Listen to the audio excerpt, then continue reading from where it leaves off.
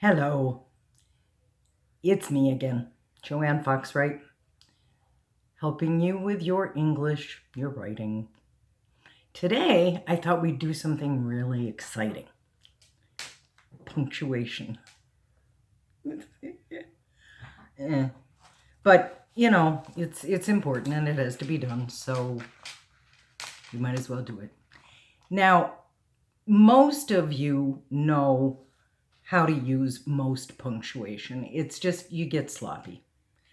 You forget. You leave it out because you do so much on your thumbs, tweeting and twittering and stuff like that.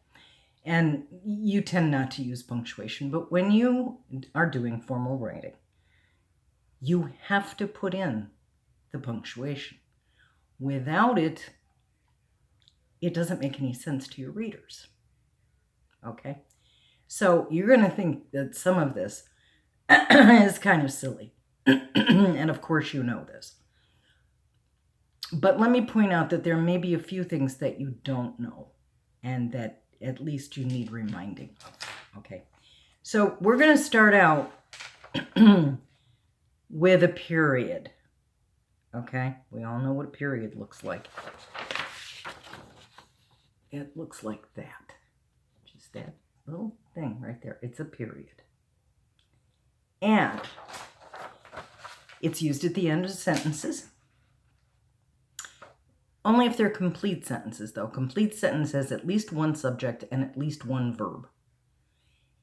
If it doesn't have at least one subject and at least one verb, it's not a sentence.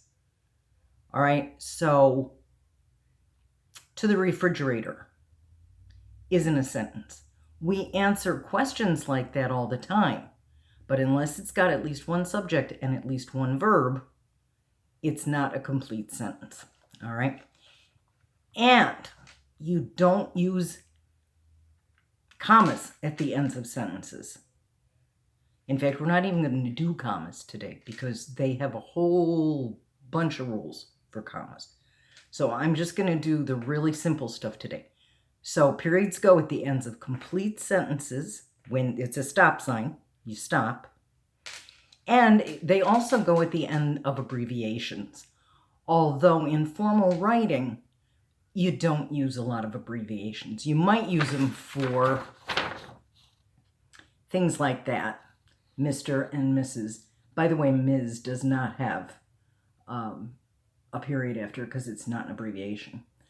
Square feet, PhD, all right, those you would use. Square feet, though, you're going to write it down. You write out things in formal writing. You don't use a lot of abbreviations. If you live in Connecticut, you write out Connecticut. Show off that you know how to spell it. A lot of states are easy to spell. It's not one of them. Now, some abbreviations, like NASA, don't have, or USA, they don't have periods. So how do you know which abbreviations take periods and which ones don't? Look it up. That's what Google's for. All right, look it up. Now, let me give you one of the nicest gifts that I've ever given any of my students, ever. You know the semicolon? The one that's got the period and then the comma underneath it? All right? It looks like that. All right?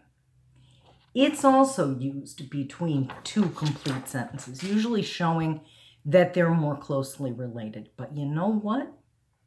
Here's the good part. You know how you test to see if you can put a semicolon there? If you can put a period and a capital letter there, you can put a semicolon there.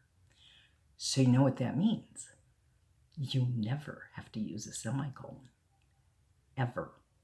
There's one case, if you want to know what it is, leave a message and I'll explain it, but it's very rare. All right? Colon. That's the one with the two dots. All right? Now, everybody thinks that that's for lists, and it is, but it's only in front of a list that doesn't flow into the sentence. If the list comes after a complete sentence, then you put in the colon. If it flows into the sentence, I like ice cream, comma, peanut butter, comma, and chocolate syrup, period. There's no colon there. But if I were to write, these are my favorite foods, boop, boop, there's the colon. Now you've been set up for that list. You have a complete sentence. Before the list, you need the colon. So it's not all lists. It's just the ones that have complete sentences. The way I've taught it for years is there's a sound of a colon. And that sound is, it's like in the olden days when the king, before the king or the queen came in to the room, there would be trumpeters there, and they would trumpet to announce that the king or queen was coming. That's what a colon's for, in front of a list. It's also used before quotation marks if what comes before is a complete sentence. So if you said Benjamin Franklin once wrote, comma, that would be a comma, not a colon. But if you wrote, in his book, Benjamin Franklin wrote the following words, boop, boop, do, do, do, do, do, there's the colon. All right? It sets you up for that quote. So it's got to be finished before you get to the quote. If it just runs smoothly, it's a comma. Again, we'll talk about commas later. It's also, and many people don't think about this, but it's true, colons are also used in time. Didn't think about that, did you? Yeah, cool. Yeah. Okay, so that takes care of that part of it. Now, question mark. Who's got any questions about question marks? A question mark is used only after a direct question, not an indirect one. So if I said, what time is it? That's a direct question. It has a question mark. But if I wrote, I wonder what time it is, that gets a period. It's not a direct question, it's an indirect question. So it doesn't get a question mark. All right? Exclamation points. You know, the line, the informal writing, you don't use them. They make you sound hysterical. All right? If you're really excited about something, if you really believe in something, if you think something's important, use important words, but not exclamation points. And never in the parentheses, or no, you don't. You just don't. All right. Speaking of which, parentheses. Parentheses are also seldom used in formal writing, and the reason for that is parentheses sort of say, this material's not that important. Well, if it's not that important, shut up. Don't include it. All right? We're busy. We don't have time to read things that aren't really important. You do use it when you're making references. If you're doing a reference in a report and you need you may need to cite your reference, you would put parentheses around that. Other than that, no, you don't use them. Now, brackets. Anybody know what brackets are? In math, you have parentheses and you have brackets. Which ones are stronger in math? The brackets are stronger, right? They are in English, in writing too, all right? It's used, brackets are used to insert something into a quote. All right. So if I left out his name and I just wanted to put he, I'd put it in brackets. All right. That says I did that. I put the he in there. Okay. And if you have a quote like this, a penny saved is a penny earned, and the word penny was misspelled, you would put in brackets SIC, which is Latin for I something. I don't know. This guy made the mistake, not me. Something. I'm not sure. But that's what you put in. So if you've ever seen that, it's usually right after a mistake. All right? Now, hyphens.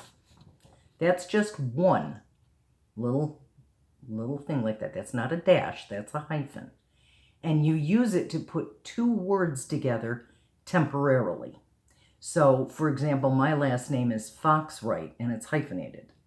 And that's because I was born a fox, but I married Mr. Wright. So I temporarily put those two names together. I'm not married to him anymore, but I kept the name. Words like 22, 21, 22, 23, all the way up to 99. If it's two-word number, it's hyphenated. All right? And if you put like two adjectives together, it was the sweater was blue-green. It was a blue-green sweater. You'd put a hyphen in there to show that you're temporarily putting those two words together. It's not permanent. It's temporary. A dash, which my word processor should have made look like a dash right there, is two hyphens put together. And again, you very seldom use dashes in formal writing. They show a sudden change of thought. I forgot everything except when to eat. All right, and there it does look like a dash. They put it together. I don't know why they didn't there. I have no idea. All right, now, quotation marks. Quotation marks are, I usually do them in a whole separate, but I'm going to do them fast. Usually I take a whole class to do them. Quotation marks. All right? They go around the exact words that someone has said or written and that you're using. All right? They open when the person starts talking. They close when the person stops. Or they open when you start the quote from the book or wherever you're getting it, and they close when it stops. And the punctuation goes inside, not outside. Except, there are two exceptions. That's why English is so much fun, because there are so many exceptions. All right? Now, the other place that quotations are used are around titles. Some titles are in quotes. You do something else to other titles, but how do you know which one's which? Okay, I'll explain that in a minute. What I'm going to talk to you about first are italics. All right, italics is that I up on the keyboard. Those are used to stress words, if you want to stress a word. If you use a word in a foreign language, you would put it in italics. And titles of complete works. Let me see if I can explain this clearly. If I have a book, the title of that book is in italics. Just the title, not the author's name or anything else. Just the title of the book is in italics. If within that book there are chapter titles, those chapter titles go in quotes.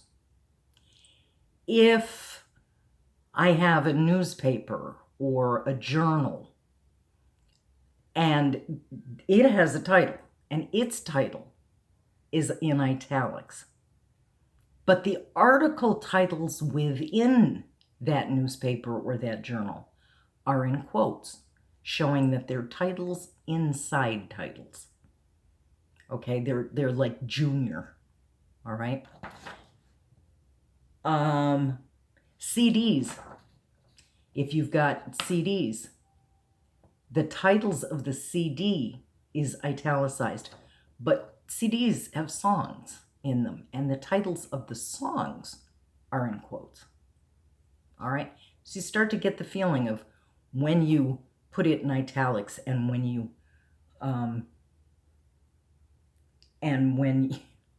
when you put it in quotes. And here's a big one for you. Do not underline anything, ever. All right? Now, you probably were told that you underline titles